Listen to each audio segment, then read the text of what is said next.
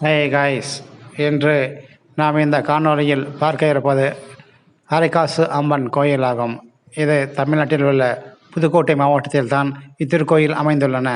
இந்த அரைக்காசு அம்மன் கோயில் என்பது புதுக்கோட்டையில் உள்ள கோயில்களில் மிகவும் பிரசித்தி பெற்ற கோயிலாகும். ஏனென்றால் இது நம்ம குடும்பத்தில் அல்லது மற்ற இடங்களில் நம்முடைய பொருட்கள் தொலைந்து போனாலும், மற்ற பிரச்சனைகள் எதுவாக இருந்தாலும் அம்மனிடம் சென்று முழுமையான பிரார்த்தனை செய்தால் நிச்சயமாக அந்த பிரார்த்தனை நிறைவேறும் என்பது அசைக்க முடியாத ஒரு நம்பிக்கையாக உள்ளது.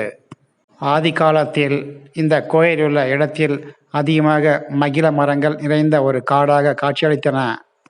இந்த பகுதியில் ஒரு காலத்தில் கபில முனிவரும் மங்கள முனிவரும் ஆகிய 2 முனிவர்களும் ஆசிரமம் அமைத்து சிவபெருமானை வழிபட்டு வந்ததாகவும் சொல்லப்படுகிறது.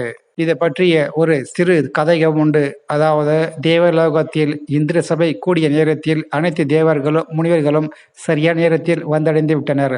ஆனால் காமதேவர் மட்டும் சரியான நேரத்தில் வராததால் தேவேந்திரனாக சொல்லப்படும் இந்திரன் கோபமுற்று அந்த காமதேவனை சபித்ததாக சொல்லப்படுகிறது.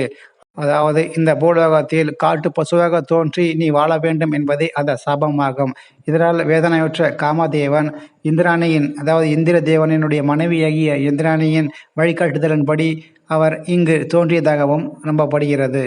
பின்பு இந்த சாபத்திலிருந்து விமோச்சனம் பெற இந்திராணியை வழி சொன்னதாகவும் சொல்லப்படுகிறது. அதாவது, தினமும் இந்த கபில வனத்தில் உள்ள சிவலிங்கத்தை பூஜித்து கங்கை நீரை கொண்டு பூஜித்து வந்தால் சாபத்திலிருந்து விமோச்சனம் அடையலாம் என்று இந்திராணி வழிகாட்டியதாகவும் சொல்லப்படுகிறது. அவ்வாறே தினமும் இந்த பசுவாக தோன்றிய காமதேவன் என்பவர் அந்த கங்கை நீரை தன்னுடைய காதுகளில் கொண்டு வந்து இங்கு உள்ள சிவலிங்கத்திற்கு பூஜை செய்து மீதமுள்ள தண்ணீரை அங்கே பக்கத்தில் இருக்கும் பாறையில் சேமித்து வைத்தார். அந்த பாறையில் சேமிக்க முடியாததால் தன்னுடைய கொம்புகளை கொண்டு அவற்றை கீறி எங்கள் பள்ளத்தை ஏற்படுத்தி அதில் அந்த மீதமுள்ள கங்கை நீரையை சேமித்ததாகவும் சொல்லப்படுகிறது. இன்றும் அவற்றை நாம் காண முடியும்.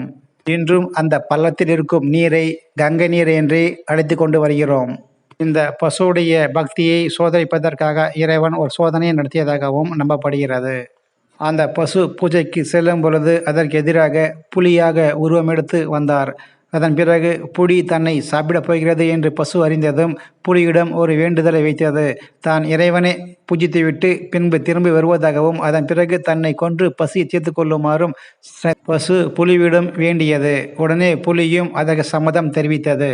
இந்த காமதேனுவின் பக்தியும் கடமையையும் கண்டு புலியின் உருவத்தில் இருந்த இறைவன் அவர்கள் உருவம் மாறி காளையின் மீது அமர்ந்த சிவபெருமான் மற்றும் அம்மன் இருவரும் அந்த காமதேவனுக்கு காட்சியளித்ததாகவும் சொல்லப்படுகிறது. அப்படியே அந்த காமதேவனுக்கு ஏற்பட்டிருந்த சாப விமோச்சனத்திலிருந்து விடுதலை பெற்றதும் சொல்லப்படுகிறது. பசு இங்கு தன்னுடைய காதுகளில் நீரை கொண்டு வந்து சிவபெருமானுக்கு அபிஷேகம் செய்து வழிபட்டதால் இந்த கோயிலுக்கு திருக்கோ கர்ணம் என்றும் இன்னொரு பெயரும் உண்டு. கோ என்றால் பசு, கர்ணம் என்றால் காது. இத்தகைய சிறப்புமிக்க இந்த ஆலயத்தில் இருப்பதுதான் அருள்மிகு பிரகதம்மாள் ஆலயமாகும். இந்த அம்மனை தான் அரைக்காசு அம்மன் என்று நாம் இன்றும் அழைத்து வருகிறோம்.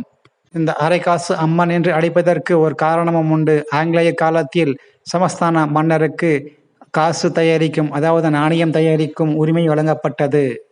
அந்த சமஸ்தான மன்னர் தன்னையும் தம் மக்களையும் காக்கும் இந்த பிரகதம்மாள் அன்னையின் உருவத்தை பொறித்த நாணயத்தை வெளியிட்டார்.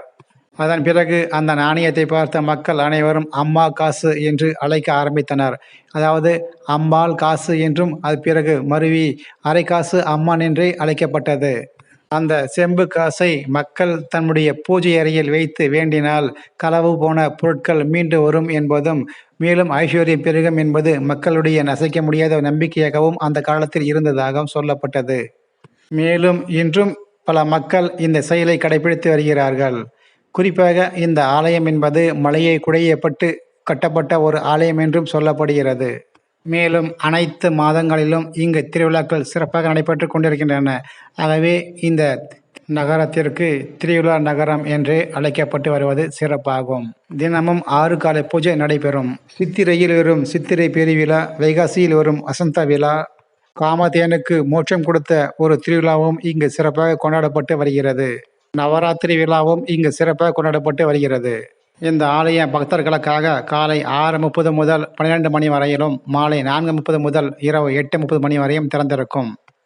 பை மோட் இது ஆன்லைனில் பொருட்களை வாங்கும் ஒரு ஆப் ஆகும்.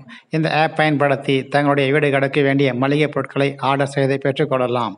மேலும் இந்த சேனலுக்கு நீங்கள் புதிய நபராக இருந்தால் இந்த சேனலை சப்ஸ்கிரைப் பண்ணுங்கள், லைக், ஷேர் மற்றும் கமெண்ட்ஸ் பண்ணுங்கள். இந்த காணொளியை முழுமையாக கண்ட அனைவருக்கும் நன்றிகள் கோடி.